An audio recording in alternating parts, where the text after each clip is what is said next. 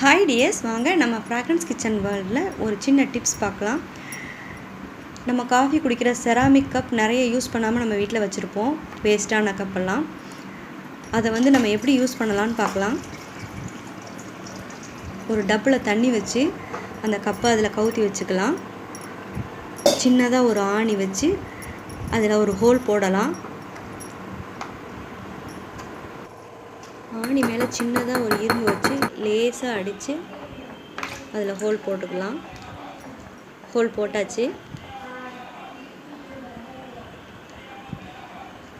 இப்போ இதை நம்ம செடி வைக்க யூஸ் பண்ணிக்கலாம். மணி பிளான்ட் இந்த மாதிரி ஏதாவது செடி வச்சுக்கலாம்.